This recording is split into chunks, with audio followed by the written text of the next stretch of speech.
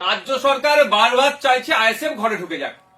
সেই জন্য আজকে কলকাতা হাইকোর্টে রাজ্য সরকারের পক্ষ থেকে অ্যাডভোকেট জেনারেল বারবার বলছিলেন যে ফাউন্ডেশন ডে তথা অধিকার দিবসটা যেন ইনডোরে হোক, যে কোনো ইনডোর চাইলে সেখানে দিয়ে দেবে। আরে ভাই, আমরা মানুষের অধিকার নিয়ে অধিকার সমাবেশ করছি। কিসের অধিকার?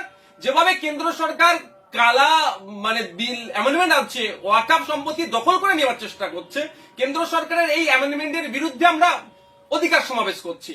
আদিবাসীদের জল জমি জঙ্গলের স্বাভাবিক অধিকার কেড়ে নেওয়ার চেষ্টা করছি। ভিডিওর মাঝে সকলের কাছে একটি অনুরোধ, আইএসএফ অর্থাৎ ইন্ডিয়ান সেকুলার ফ্রন্ট সহ ভাইজানের সমস্ত রকম খবরাখবর সকলের আগে দেখতে আইএসএফ ফরএভার আমাদের এই ইউটিউব চ্যানেলটিকে সাবস্ক্রাইব করে পাশের ঘন্টাটি বাজিয়ে রাখুন।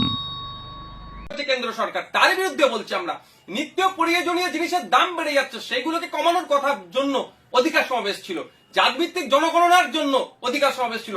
যেভাবে বিভিন্ন রাজ্যে মুসলমান হওয়ার জন্য, দলিত হওয়ার জন্য, আদিবাসী হওয়ার জন্য পিটিএ মেরে দিচ্ছে, তার বিরুদ্ধে মহিলাদের উপরে যে অত্যাচার চলছে তার বিরুদ্ধে আমরা এখানে সেগুলো বন্ধের জন্য অধিকার সমাবেশ ডেকেছিলাম। আমাদের বাড়ির মেয়ে তিলোত্তমার সাথে যেভাবে অন্যায় হলো, তার প্রকৃত যে বা যারা এর সাথে যুক্ত প্রত্যেকের সর্বোচ্চ শাস্তির জন্য আমরা অধিকার সমাবেশ ডেকেছি। আমরা মাদ্রাসা সহ শিক্ষা প্রতিষ্ঠানের শিক্ষক নাই, শিক্ষক শূন্য অবস্থা শিক্ষা প্রতিষ্ঠানগুলো চলছে, ফলে বুনিয়াদী শিক্ষা ধ্বংস হয়ে যাচ্ছে। শিক্ষক নিয়োগের জন্য অধিকার সমাবেশ দেখেছি। এতে রাজ্য সরকারের কষ্ট হচ্ছে, ব্যথা উঠছে, সেই জন্য বারবার চেষ্টা করছে আমাদেরকে ঘরের মধ্যে ঢুকিয়ে দেওয়ার জন্য।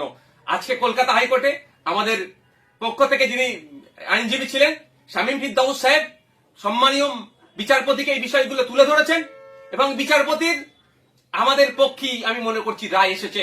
রাজ্য সরকারের মুখ পুড়েছে, এদিকে দিয়ে আমাদের সমাবেশকে আটকাতে পারলো না।